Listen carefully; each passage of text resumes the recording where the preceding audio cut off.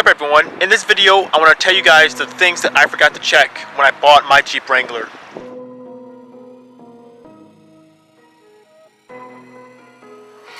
What's up everyone? So if you're watching this video, you're probably interested in buying a vehicle, either like a used vehicle or a new vehicle or a Jeep Wrangler. So when you're buying a vehicle, there's a couple things that you normally would go over, that you would normally check, like the engine, the interior, make sure there's no flat tires or anything like that. Most of the main things that you would check over, those are the important things. But I want to tell you guys some of the small little things that I overlooked when I bought my vehicle, just because, I did look at all the major components like the engine, the brakes, the transmission, all those other good things like the fluids and stuff like that. These are just the small little things that I overlooked when I bought my Jeep Wrangler. I'm not saying that, because of these small little things that I made a bad purchase or a bad decision. But these are the small little things that, if I can share them with you, maybe if you're looking for a Jeep Wrangler, you will look after or look at these things, and hopefully it'll help you guys out if you're looking at a Jeep Wrangler. So the first thing is the interior. In this Jeep, it looks like for some reason the previous owner took out the rugs.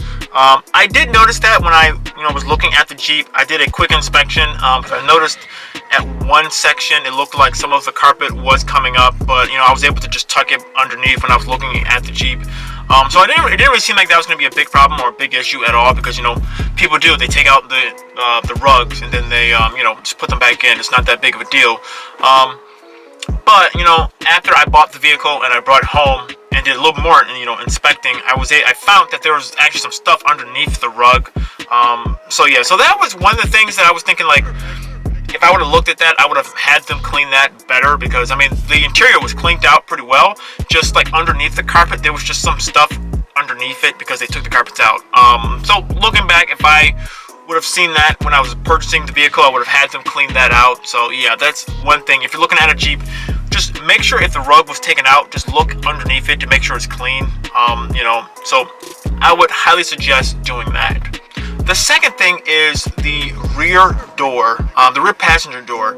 I did do a video talking about that, if your doors are stuck when you're trying to take them off of your Jeep. But when I bought this vehicle, just for some reason that rear passenger door was really stuck, and it was not necessarily seized up, but it took a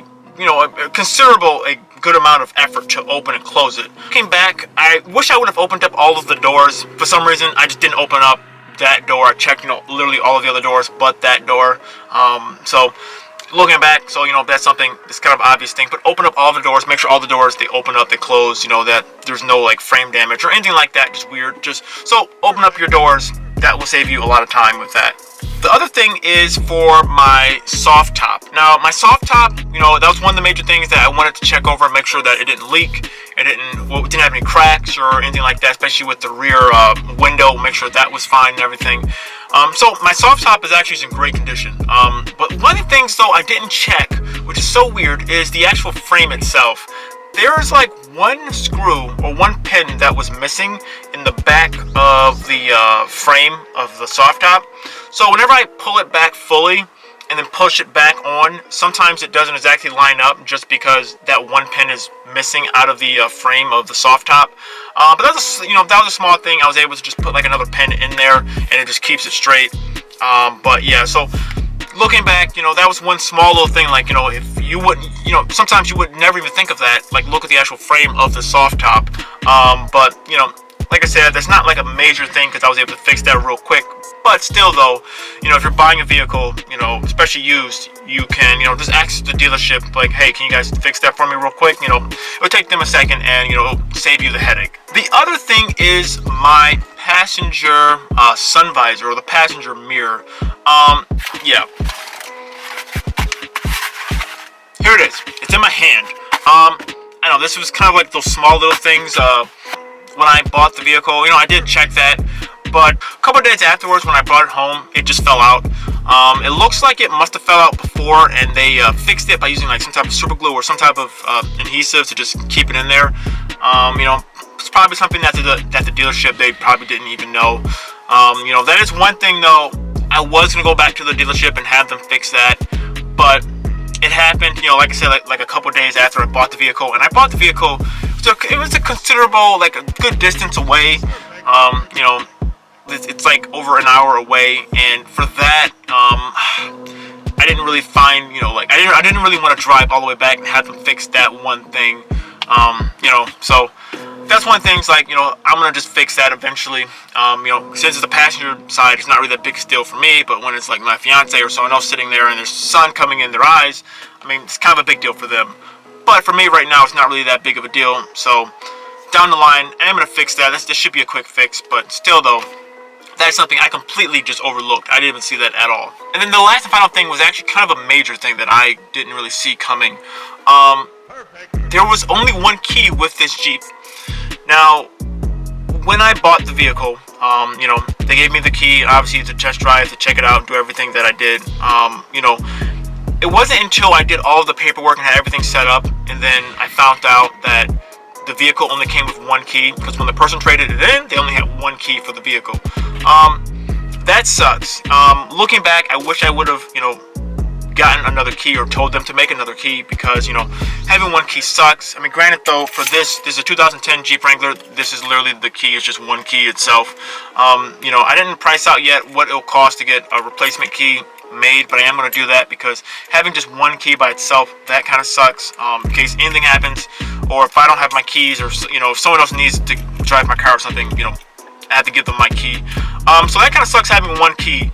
But what I did do was, when I traded in my Camaro, I kept one of the keys, because, well, I said, well, I mean, you guys didn't tell me that the vehicle only came with one key, so I'm going to keep one key of the Camaro. I'm going to keep it as a keepsake. So, you know, essentially that, you know, they were like, okay, fine, that's, you know, that's fair, because, you know, we're only giving you one key, so we'll take one key from you.